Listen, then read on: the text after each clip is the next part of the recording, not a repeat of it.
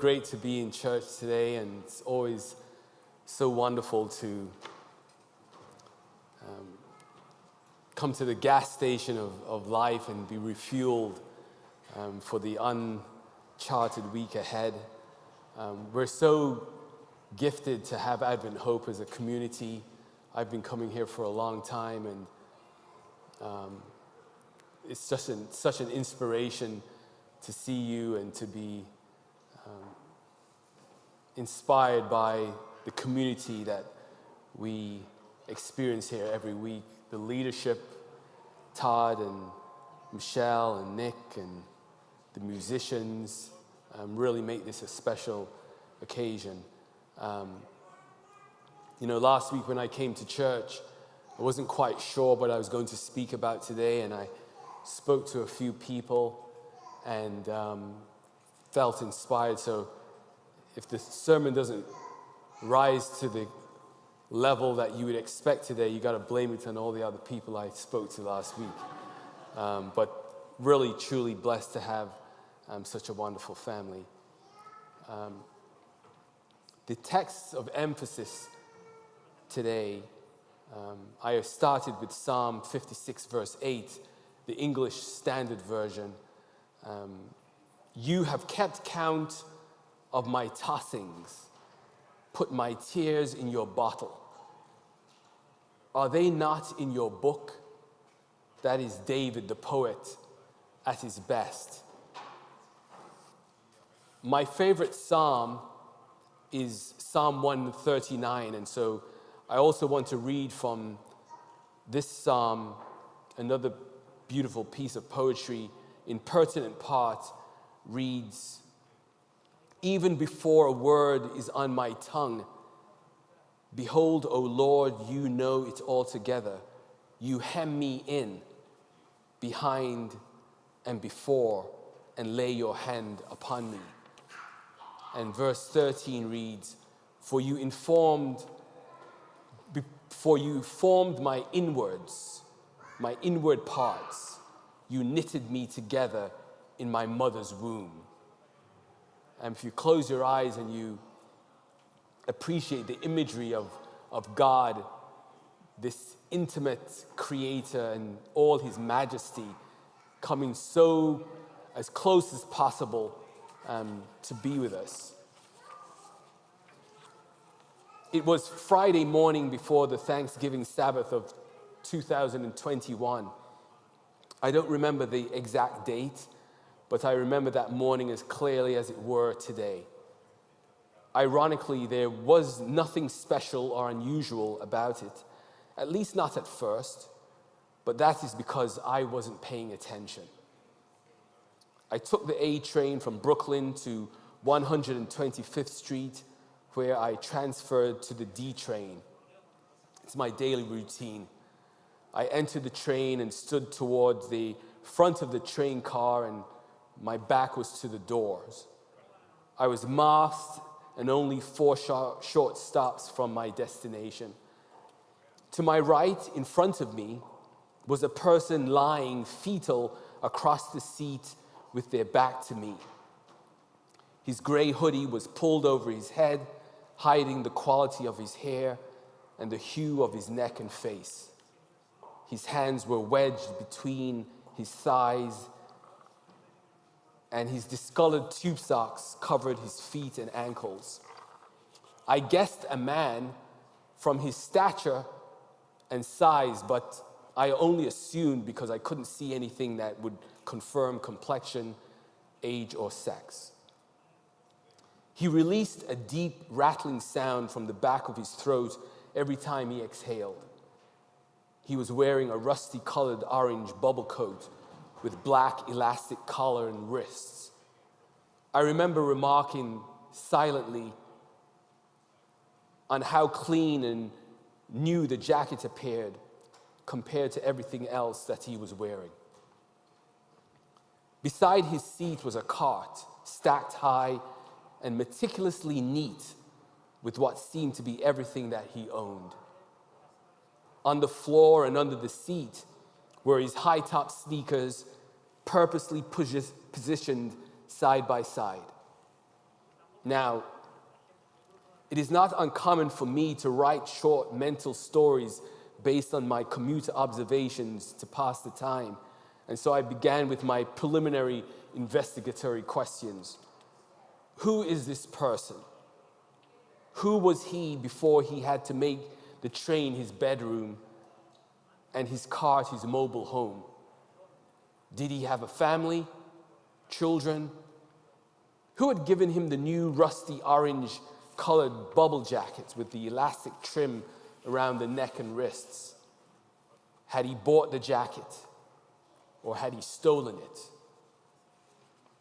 His back was turned to the public and he snored deeply, indicating a level of comfort and security that suggested that this was not his first, second, nor third time sleeping on a train. His neatly stacked cart and positioned sneakers spoke to the pride of someone who had once had a home and a parent or guardian who had taught him the importance of tidiness, no matter the circumstance. It was about 8:43 a.m. and had he eaten? Would he eat?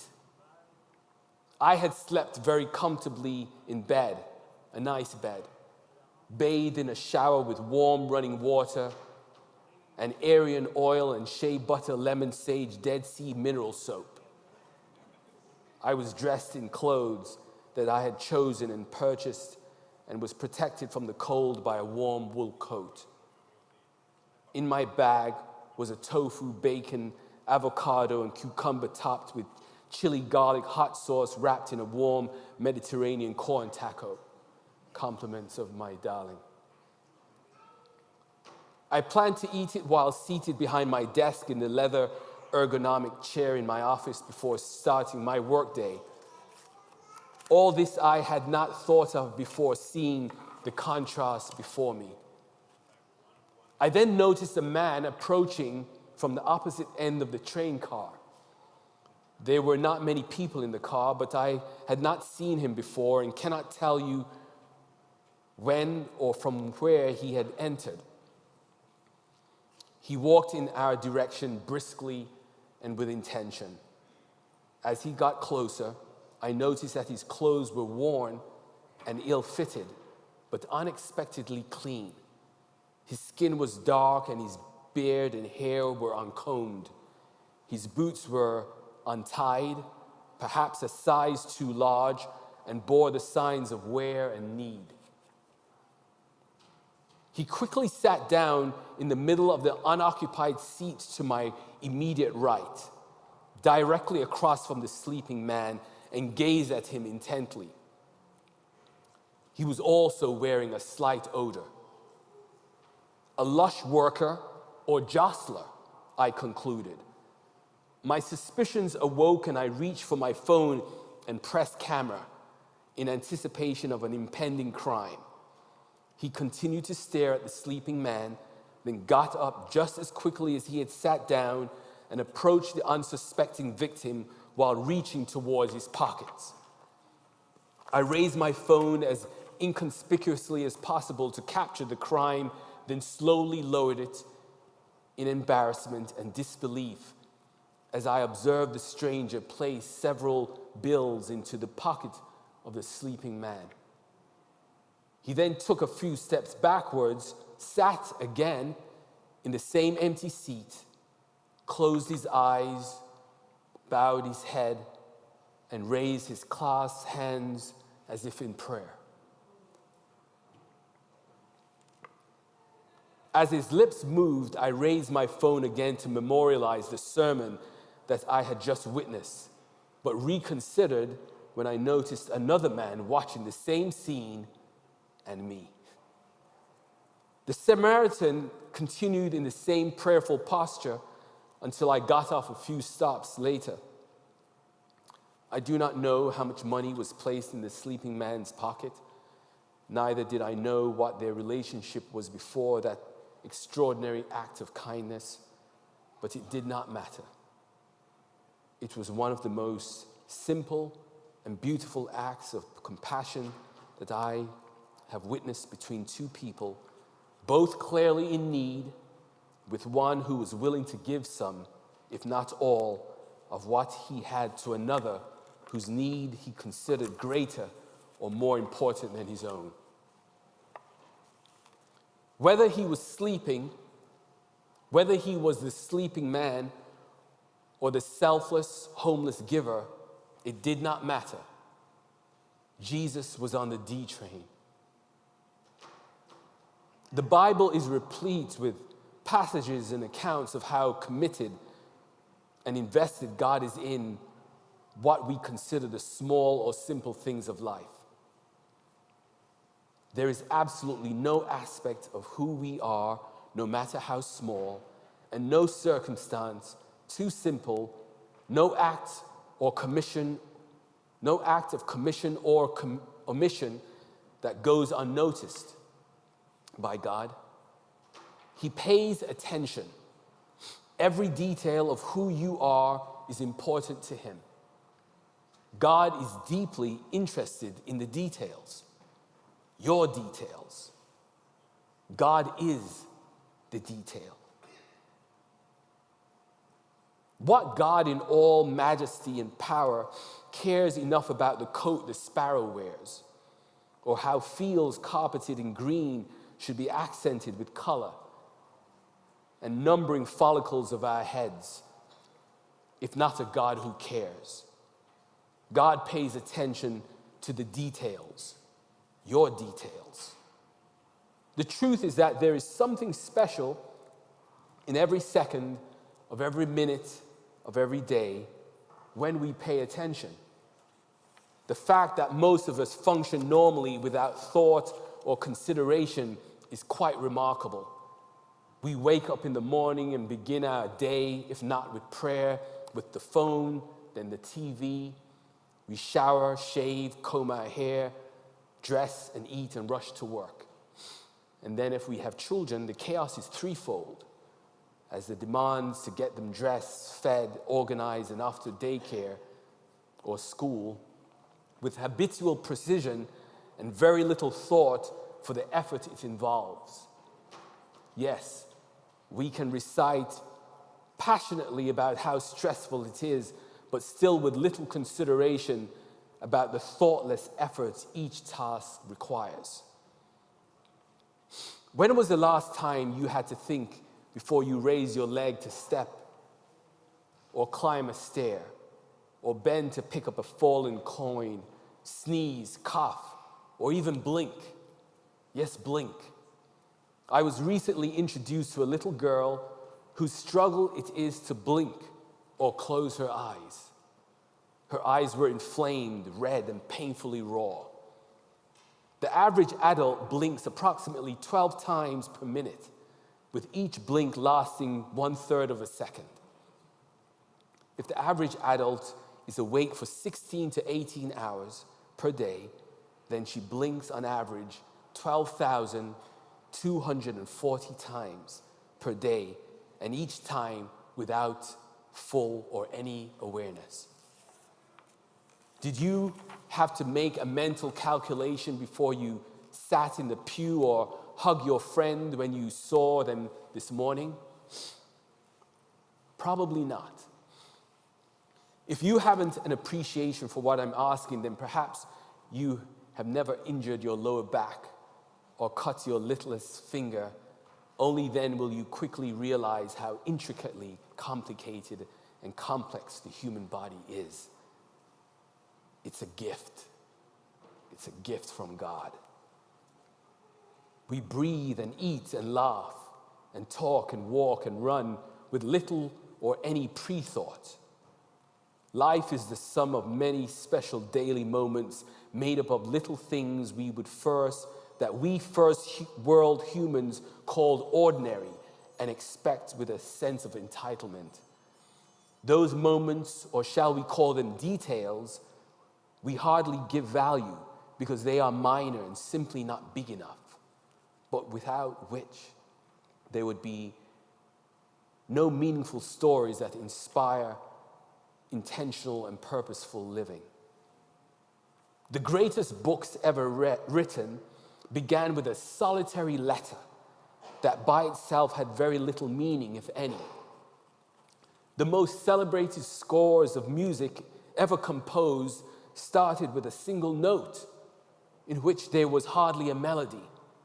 And every masterpiece of art that hangs in the Louvre or Met was birthed by a single stroke of a brush that perhaps could have been made by a child. There are great lessons to be learned even in the smallest and simplest things, because you see, before the letter and before the single note or brush stroke came an intelligent, intentional idea that was anything but insignificant.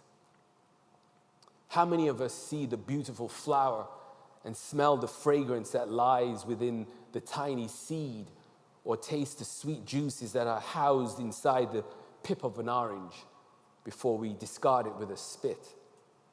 We are fearfully and wonderfully made, and God is paying attention. I have thought of those two men often since that November Friday morning, and God's interest in the least of these underscored in Matthew 25.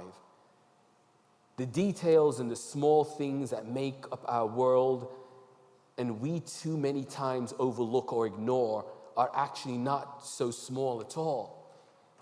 A spotlight was placed directly on my explicit and implicit biases, my embarrassing rush to judgment based on how the characters in the parabolical story looked and smelled. I have repeatedly considered my fortune and privilege for having a bed, clean clothes, accessible water and soap, a job and caring wife who makes me delicious wraps for breakfast. Well, sometimes. Everything is simple and small when compared to God. There is a heightened awareness that must accompany true Christian living and must extend beyond mere observation and acknowledgement. Christianity is not a spectator sport. What happens here in church today, now, has no value and means nothing, absolutely nothing. No matter how earnest we pray and beautifully we sing, how inspiring Todd and Michelle preach, if there is nothing more, if something does not happen after they inspire us, we are called to do more than listen and agree. Otherwise, church is reduced to nothing more than entertainment. It is what happens after, when we say goodbye and walk through those doors, that counts. God is paying attention because he has invested an interest in each of us. Fundamentally, it is far more about the depth of his love than the breadth of his power or the importance of any particular detail. You may be thinking, but I am merely a kernel of corn, of little value, if any, feeling discarded, alone and lonely, jobless, hopeless, unable to find your purpose and struggling in the darkness of lowest self-esteem, or even to see, let alone pay attention to another's detail. Well, potential is often secreted from the glare of the spotlight and the stage of attention and success, preferring to remain humbled in the silence and unseen. You see, God is interested in that kernel because of its potential that can only be realized if it should first find the darkness of the soil.